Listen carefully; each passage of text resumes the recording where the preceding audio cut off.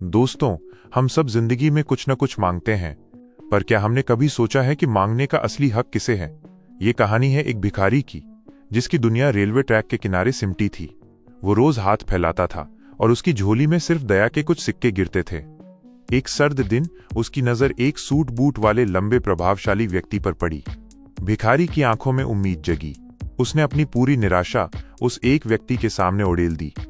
उस लंबे व्यक्ति ने बड़ी ही गंभीरता से कहा, तुम हमेशा मांगते ही रहते हो, कभी किसी को कुछ देते भी हो? भिखारी हैरान रह गया। उसने धीरे से कहा, साहब, मैं तो भिखारी हूं, मेरी तो इतनी औकात भी नहीं कि किसी को कुछ दे सकूं। तब उस व्यक्ति ने साफ कह दिया, तो फिर तुम्हें मांगने का भी कोई हक नहीं। मैं एक व्यापारी हूं और लेन देन में विश्वास करता हूं। अगर तुम्हारे पास मुझे कुछ देने को हो तभी मैं बदले में कुछ दूंगा। इतना कहकर वो व्यापारी ट्रेन से उतर गया। भिखारी स्तब्ध रह गया। वो शब्द उस भिखारी के कानों में नहीं, सीधे उसके दिल पर लगे। देना पड़ेगा, तभी मिलेगा। पर क्या देता? उसके पास तो सिवाय गरीबी और टूटे हुए दिल के कुछ नहीं था। 2 दिन बीत गए और वो उसी सोच में डूबा रहा।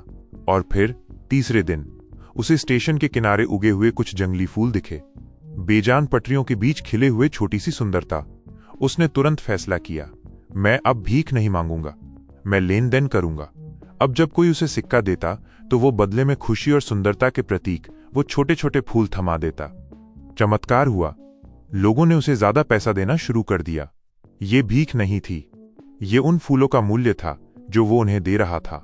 वो भिखारी अब मांगने वाला नहीं, बल्कि एक देने वाला बन चुका था। फिर एक दिन उसका वो प्रेरणा स्रोत व्यक्ति फिर मिला। इस बार भिखारी उसके पास पूरे आत्मविश्वास से गया और बोला, साहब, आज मेरे पास आपको देने के लिए कुछ है। आप मुझे दाम दीजिए और मैं आपको ये फूल दूंगा। व्यापारी मुस्कुराया, पैसे दिए और फूल ले लिए।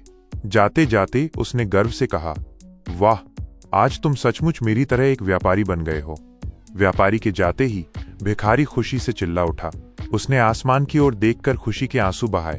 मैं भिखारी नहीं हूं, मैं तो एक व्यापारी हूं, मैं भी अमीर बन सकता हूं। और अगले दिन से वो स्टेशन से गायब हो गया। 6 महीने बाद उसी स्टेशन पर सूट बूट पहने 2 सफल व्यापारी मिलते हैं। एक था वही लंबा आदमी और दूसरा। पहले व्यापारी, जो कभी भिखारी था, ने मुस्कुराते हुए दूसरे से पूछा, क्या आपने मुझे पहचाना साहब? हम तीसरी बार मिल रहे हैं। दूसरा व्यापारी हैरान था, तुम्हें? वही भिखारी हो, तुम आज क्या कर रहे हो? पहले व्यापारी की आंखों में चमक थी। उसने कहा, साहब, आज मैं फूलों का एक बहुत बड़ा व्यापारी हूं। आपकी कही एक बात ने मेरी सोच बदल दी। मैंने उस दिन समझा कि मैं भिखारी नहीं था, मैं तो लोगों की नजर में एक छोटा व्यापारी था।